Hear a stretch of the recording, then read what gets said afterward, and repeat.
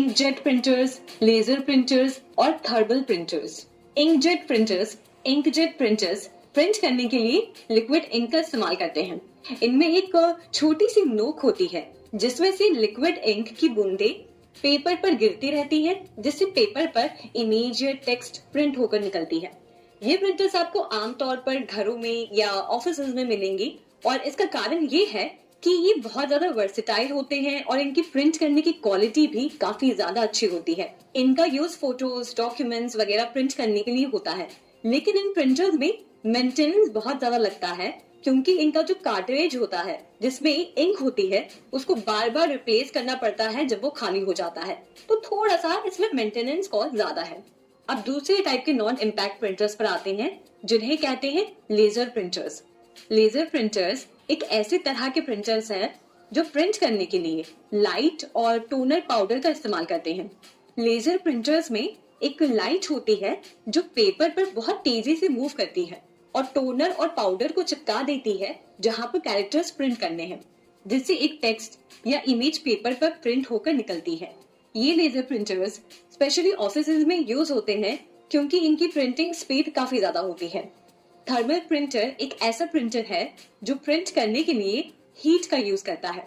इसमें एक special thermal paper use किया जाता है जिसका एक साइड हीट सेंसिटिव होता है। थर्मल प्रिंटर्स हीट से थर्मल पेपर पर कैरेक्टर्स को प्रिंट करते हैं। इसमें कोई इंक या टोनर की जरूरत नहीं होती है। थर्मल प्रिंटर्स अक्सर रिसीट प्रिंटर्स या बिलिंग मशीन्स में देखे जाते हैं जहां छोटे छोटे डॉक्यूमेंट्स को प्रिंट करने की जरूरत होती है।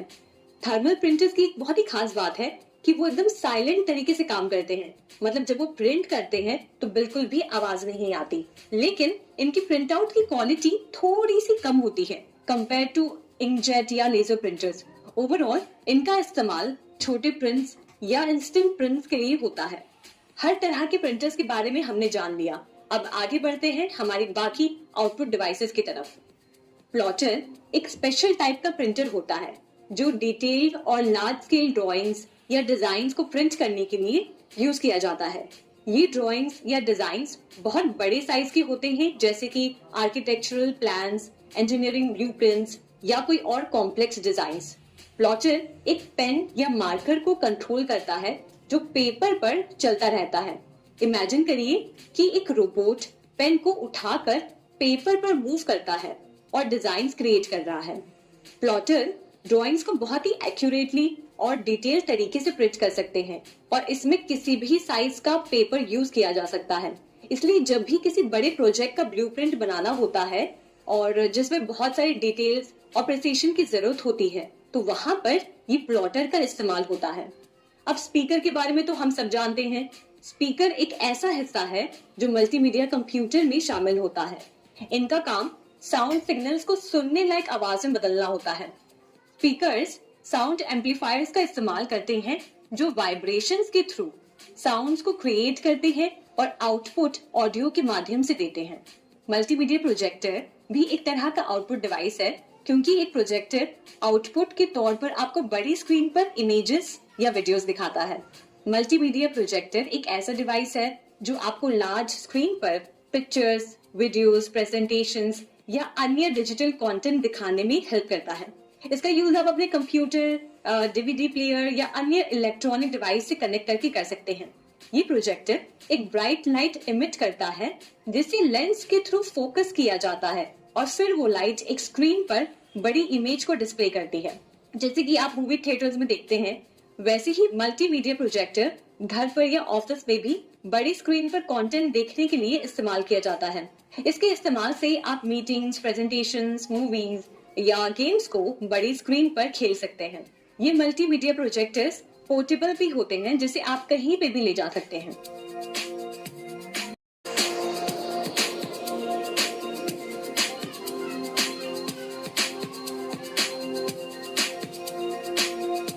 अब चैप्टर में आगे बढ़ते हुए हम इनपुट आउटपुट डिवाइसेस के बारे में जानेंगे।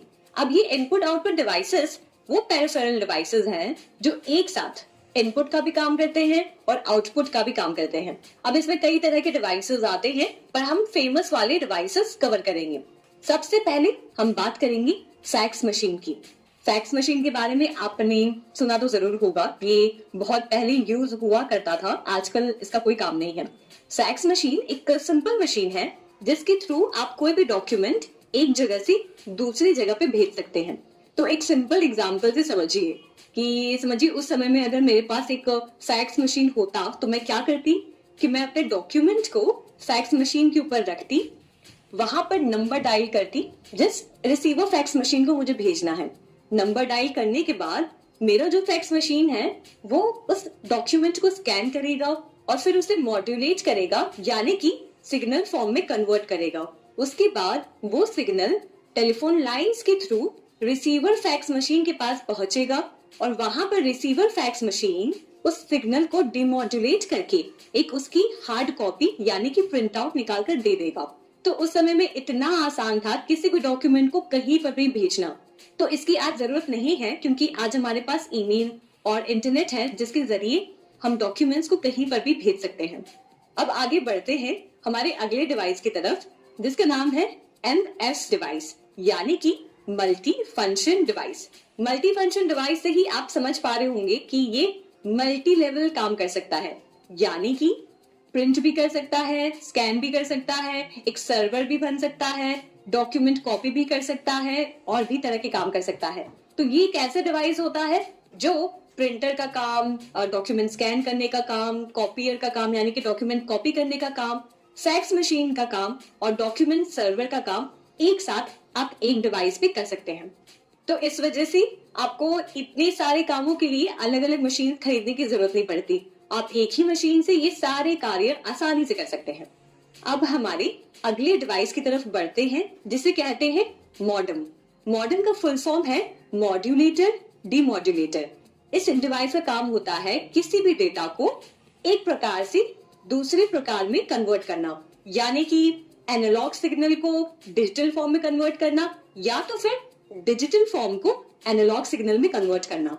इसके मुख्य दो काम होते हैं, मॉड्यूलेशन और डीमॉड्यूलेशन।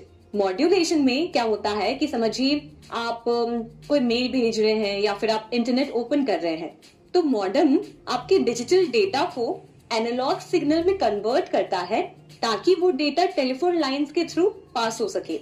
अब डीमॉड्यूलेशन में क्या होता है कि जब आपका डेटा डेस्टिनेशन पर पहुंचता है तो ये मॉडेम आपके एनालॉग सिग्नल को डिजिटल फॉर्म में कन्वर्ट करता है जिससे कि रिसीवर उसे पढ़ सके या तो उसे समझ सके।